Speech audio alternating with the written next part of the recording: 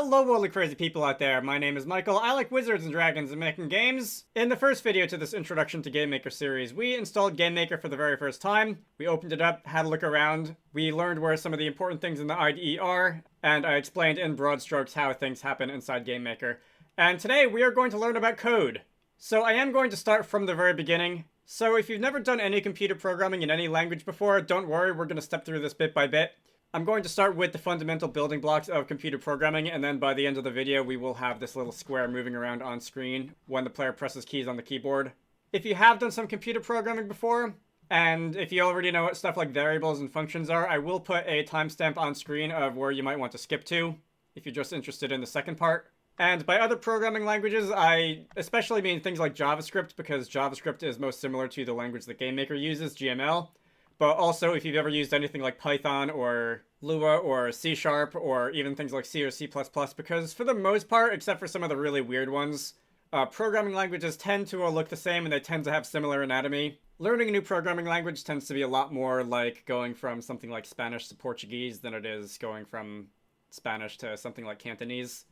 Anyway, let's close this and let us open up a code window. So remember, GameMaker does run on a system of object events, so each object in your game can have different code that runs when certain things happen, such as when the object is created, or in the step event every frame of the game.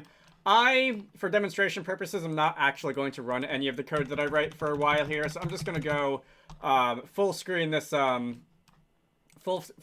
create event code window so that it's a little bit bigger, and I'm just going to start writing something. So all a computer program is, games or otherwise, is a series of step-by-step instructions that it follows to make something interesting happen. And while you definitely don't have to be like a math genius or anything, if you've ever taken and or survived an algebra class, a lot of the things that we're going to do should look pretty familiar to you right off the bat. So we're going to start with what is probably the smallest unit of computer code that really has any meaning, which is going to be an expression. And an expression is just a little snippet of code that represents a value. So you can say, for example, player health equals 10, followed by a semicolon. So in this example, player health is a variable, and the variable is going to contain the value of 10. And later on, when our game is running, we can reference player health to do whatever we want. You can probably imagine what it might be used for. We can set it to another value, we can compare it to another value, we can check if it's less than or equal to 0 to see if the player should, like, drop dead or something. The semicolon at the end of the line is sort of like a period or a full stop in English. It's just a little indication telling the computer that this is the end of the line. Strictly speaking, it's not necessary to have these in most places in GameMaker, but I would recommend doing it anyway. Because there are a few rare situations where it actually can be ambiguous what is supposed to happen if you skip the semicolon, and that can lead to some weird bugs if you're not paying attention. So I would just recommend doing that anyway. Anyway, moving on, we can define another variable if we like, and we can call that something like, should I differentiate? I'm going to differentiate max player health and current player health. Again, I'm not going to run any of this code, but just to make it a little bit more, make it easier to imagine what this code might be used for. So we can say current player health equals max player health like this. And you are allowed to reference a variable like this, and you are allowed to use that as a stand-in for whatever value it contains. At this current moment, current player health will equal 10. And now I think this might be a good time to talk about the various math operators that can be found in GameMaker. So the 4 atomic arithmetic operators you're probably familiar with, so addition, subtraction, multiplication, and division. Those can all be found within GameMaker, as you could imagine. There are a couple of other mathematical operators that can be found within GameMaker, but we're not going to worry ourselves with those right now. So if you'd like, you could say current player health equals max player health plus 1. I'm not sure how much sense that makes. Maybe a slightly more realistic example might be something like current player health equals max player health divided by 2 if you want the player to start out in the game with like half of their max HP for whatever reason. And you can chain these mathematical operators together in however much of a complex expression you'd like. It does bear mentioning that you should mind your order of operations. Sub-expressions within parentheses like this will be evaluated first, as you probably remember from good old order of operations from elementary school. So this expression would stand in for 10 plus 20 equals 30 divided by 2 is 15, whereas if you were to omit the parentheses, this would now be 20 divided by 2 equals 10 plus 10 equals 20. We are going to stop fooling around with that, and we can also move on to, you're allowed to assign and reference a variable in the same expression. So if you wanted to, for example, subtract 1 from the player health, you could say something like current player health equals current player health minus 1. And this would subtract 1 from the player health and store it in the same variable. So this would just drop the player health down from 10 to 9. Increasing or decreasing the value in a single variable is somewhat of a common thing to want to do. So because writing something like this out every single time might become a little bit tedious, there is a shorthand that you can use, which might be a little bit more perhaps aesthetically pleasing. And you are allowed to say current player health minus equals 1. So whenever you see like a plus equals or minus equals or a times equals or in rare cases divided by equals, that is just a shorthand for adding, subtracting, multiplying, or dividing the right-hand side of the expression from the original value. If you wanted to quickly divide player health in half or something like that, you might say something like divided by equal 2. You could double it by saying times equal 2. This looks a little bit less like something that you might have seen in a math class, but it is a very common shorthand, and that's all it really means. For the specific case of saying minus equals 1 or plus equals 1, there is a further shorthand operator that you can use for that, and that is going to be something like current player health plus plus or current player health minus minus. And plus plus or minus minus will increment or decrement the value stored inside a variable by exactly 1. You are allowed to put the plus plus or minus minus in the front of the variable name, so something like plus plus current player health or minus minus current player health, and you will occasionally see this written like this if you're reading other people's code, but if you're just starting out, I would say don't worry about that. Just say plus plus or minus minus on the end, which is known as postfix. There is a slight difference when you start looking into some of the more esoteric things about the operators in GameMaker, but for the sake of everybody's sanity, I'm just gonna leave it at that for right now. So variables are fun. You also have functions, and functions in GameMaker are going to be pretty similar to the functions that you know and at least I hope love from math class. Things like the sine function or the cosine function, if you want to compute a trigonometric function. You also have things like the square root function if you want to compute the square root of a number. You have things like the log base 2, log base 10, and log base n functions if you want to take the logarithm of a number. There's a whole bunch of math functions in GameMaker. Round, if you want to round a number. Ceil, if you want to round a number up. Floor, floor, if you want to round a number down.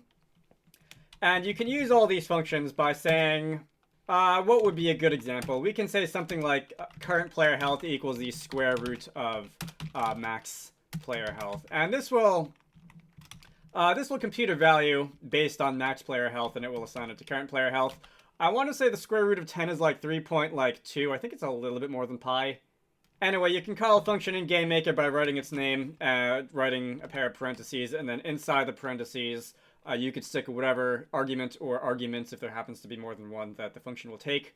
And you can chain functions together and use them as part of bigger, more complex expressions if you'd like. So if you want to take, since this is going to return like 3.2 or 3.16, I think, if you want to round that down to like the nearest whole number, you could say floor of this, and the output of the square root function is going to become the input of the floor function. And you could, of course, make this part of some other complicated expression if you'd like, so adding some number onto the result of this function. So these are functions in the mathematical sense. They are kind of sort of shorthand for a procedure that will compute a value based on some input. There are a ton of other functions in GameMaker that don't actually have to do with pure math, that instead have to do with things like creating an instance, for example, or things like reading keyboard input and doing something if the player hits a key on the keyboard or that kind of thing. There's a whole bunch of more game-centric functions in GameMaker, and we'll be looking at some of those soon enough. Lastly, before I move on from just pure math, there's a couple of special values that you can find within GameMaker. Not too many, but there are things like pi. So if you just type out the word pi, this is going to be a constant value which represents 3.141592653 and so on. I used to have like 30 digits of pi memorized. Now I could probably do like 15 on a good day. There's a couple others you might run into very rarely, so things like infinity, if for whatever reason you need to represent the concept of infinity. And infinity can be positive or negative, in case you are interested. There's also true and false, and true and false will literally represent the values of 1 and 0, but conceptually they represent the values of like true and false in a sort of binary logic sort of way. Moving on from that, so in addition to expressions, variables, and functions, we also have just statements. And statements are going to be a line of code which doesn't necessarily represent a value, such as in this case 10, or the value of whatever that is, or the value of whatever that is. And a common one that you might see is going to be an if statement. So with an if statement, you can selectively decide if something is going to happen. For example, if current player health is less than 0, then you can make something happen, such as writing some code to make the player die. Pretty common thing to want to do in games. So inside the parentheses in the if statement, instead of being the input into a function, we're going to have some kind of expression which is going to resolve to a true or a false value. So instead of being an arithmetic expression, this is going to be a logical expression. And there's a whole bunch of logical operators which you have, again, probably seen in school in math class at some point. So things like less than, you also have greater than. You can say greater than or equal to by combining the greater than and the equal symbols. Less than or equal to. If you want to compare two values, you can say equals equals. You can also say not equals. And all of these will cause the code between these two curly braces to run only if this condition is true. So you could have code that runs if the player's current health is not equal to 0, or perhaps if the player's current health is greater than 0. This might represent the state of the player being alive. If you flip that around and say if current player health is less than or equal to 0, this might represent the state of the player dropping dead. If it's equals 0 exactly, this probably also represents the state of the player dropping dead. I didn't put that much thought into the examples I'm using here. And you can also combine this with a function. There are functions which will return a true or a false instead of returning an actual literal number, and we will be getting to that very shortly. And in addition to if, we also have else. You are allowed to have code that runs if the condition inside the if statement's parentheses is not true. So if the player's health is equal to 0, you can do one thing. I assume have them drop dead. Else, if that condition is not true, you might have them do another thing, like keep being alive. And you are, of course, allowed to chain these together, so you can also say if current player health is greater than or, let's say, less than or equal to, like, 5 or something like that. Then you can have something else happen. Perhaps make that annoying low health music like you see in Pokemon play. Something like that. And you are also allowed to chain conditions together. You can say things like if player health is equal to 0, else if player health is less than 5, else if something else, or just else, which is going to be the kind of the catch-all. All of this collectively is known as control flow, and there is actually another aspect to control flow, which I'm not going to talk about right now, which is loops, because those are a little more involved, and that probably merits a little bit more attention than I have time to give it right now. All right, so that is the basics of programming. Also, one more thing before I move on from basic variables and expressions, because I almost forgot this, and this is also kind of important. So far we've just been looking at numbers and storing numbers in variables. There's another type of data that you can store in a variable. There's actually a couple different types of data that you can store in variables, but the other elemental type of data that you can store in a variable is going to be known as a string. And a string might be something like player name equals some sequence of text, as opposed to just a number. And the text can be, in this case, the player name. It is going to have to be stored in between double quotes, like this. If you just write it out without the double quotes, GameMaker won't know what to do with it, and your game will crash.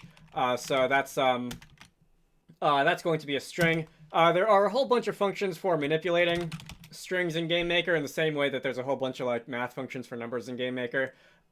This might be a story for another day to get into some of the crazy things that you can do with strings in GameMaker. Handling text is something that you need to do in games pretty often, and this will also come up again later in the video. So those are strings. So if you want to take this and apply it to actually doing something in GameMaker, I am going to just get rid of everything that I did in the create event because I don't really need it for what I'm going to do next. And now we can start looking at making the player move around when you hit buttons. So to do this, I am going to go into the step event because, as I believe I said earlier, this is the event that will happen every frame of the game, and if you want something to happen continuously in GameMaker, you should probably do it in the step event.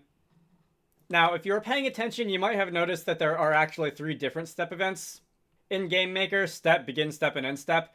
And this is here so that you can, if you have logic that you either need to happen before all the other objects run their step event or after all the objects run their step event, you can use begin step and end step for that, but this tiny little example isn't going to depend on anything such as that, so I'm just going to go with the regular step event. And I'm going to start by having this little smiley face object just follow the mouse cursor around. So GameMaker has a handful of built-in variables, and there's quite a few of them. Some of them pertain to individual instances of an object, so things like an object's X position on the screen, its Y position on the screen. We also have things like its sprite index, which is the variable which stores the current sprite that is assigned to an object. Likewise, image index is going to store the index of a particular subimage inside a sprite.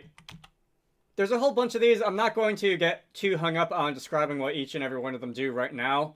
But the important ones for us, I think, are going to be X, Y, which is going to be the position of the object on the screen, and mouse X and mouse Y, and this is going to represent the position of the mouse cursor in the game world.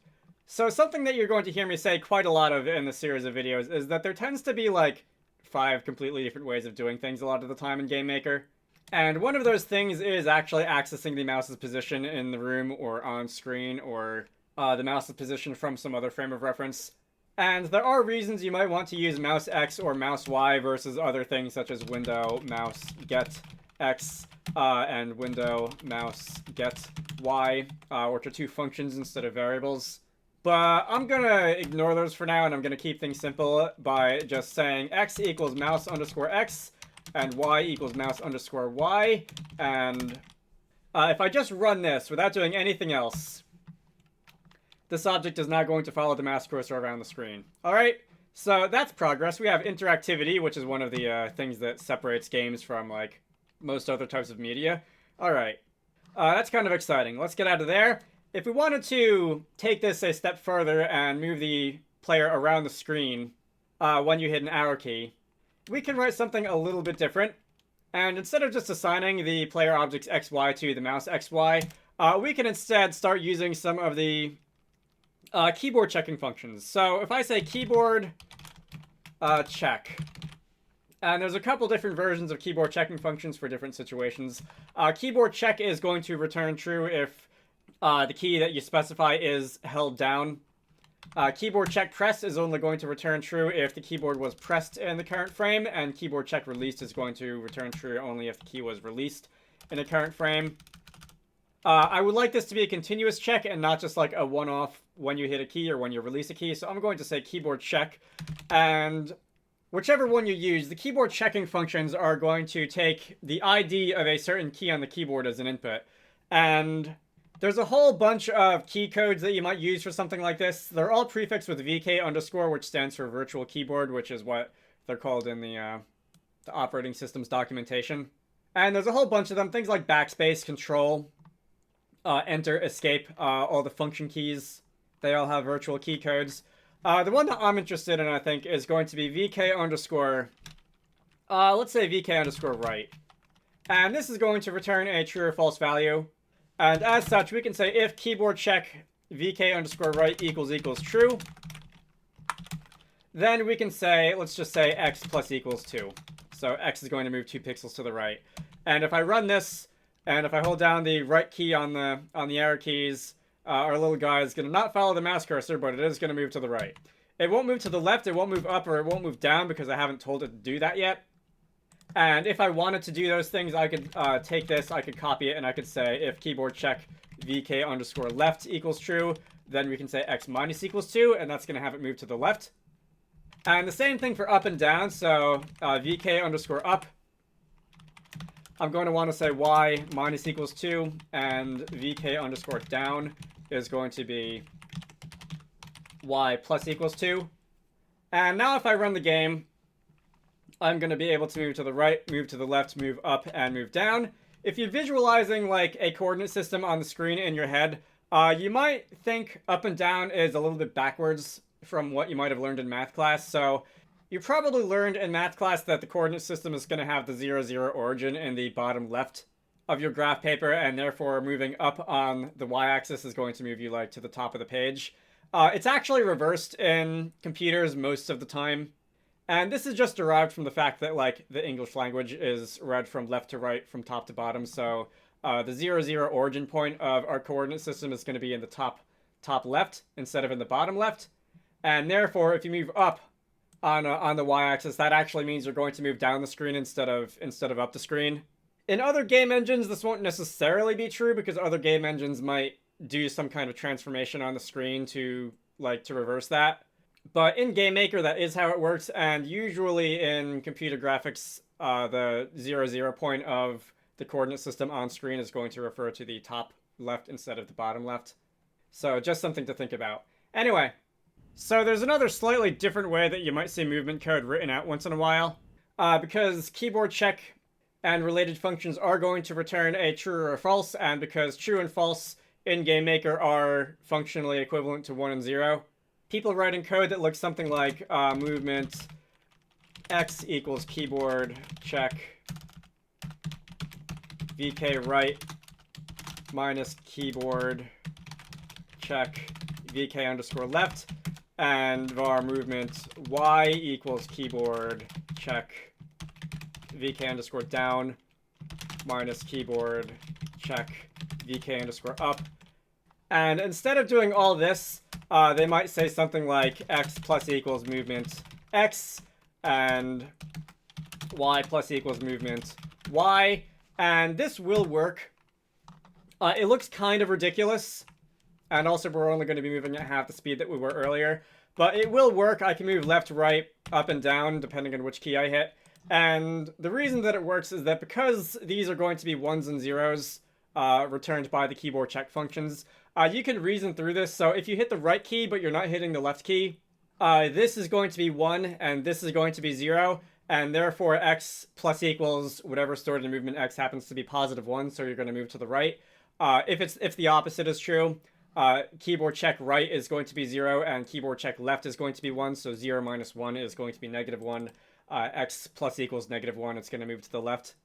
If you want to write it like this, I'm not going to stop you. I don't think it's really inherently better than writing out the if statements the long way, though, because it is, it's the kind of thing where you have to actually, like, look at it a minute to figure out what it's doing. It's not like this is inherently better than writing out the if statements like this. There are some people who will pretend that writing code that looks weird is somehow inherently better than writing code out like the long and boring way like this, but I would recommend not listening to those people and just writing whatever makes sense to you. Now, one last thing before I go, you might have noticed when I brought out the list of virtual key constants over here, we might notice a suspicious lack of letter keys. So GameMaker does not have a collection of virtual key constants for the actual letter keys on the keyboard. So if you want to check to see if a letter key is held down, you have to do something a little bit different. There is another function, which is going to be the ORD function, very fun name to say out loud. And this is going to take a input of the letter that you want to check as a string, so in between double quotation marks like this. And the ORD function will turn this character into basically a the same sort of ID value that might be checked by. In this case, it'll turn the capital A into a number, into its basically ASCII key code, if you're familiar with what that is. And that will allow you to check to see if a letter key is held down. So the two gotchas about that, you do have to use the ORD function. You can't just say keyboard check A in double quotes. And it does have to be a capital letter. You can't say lowercase a, otherwise it won't work. And also, using the traditional WASD keyboard inputs, I think I would actually want to check the D key to see if I'm moving to the right. I would want the A key to check moving to the left. Up can be W, and down can be S. And this will allow me to move around using the using WASD instead of the arrow keys. And I guess tying it all together, we can also say, if you want to check both the arrow keys or WASD, you can say if keyboard check or D or keyboard check VK_right. We can combine these two expressions, so we can say if the D key or the right key, we can say if the A key or the left key, the W key or the up key, and also the S key and the down key. And now we will be able to check both WASD and the arrow keys like this. All right, great. So I'm going to leave the introduction to code there. That is an overview of things like variables, functions, expressions, if statements, and some other things, and also taking those pieces and putting them together to make something actually happen on the screen.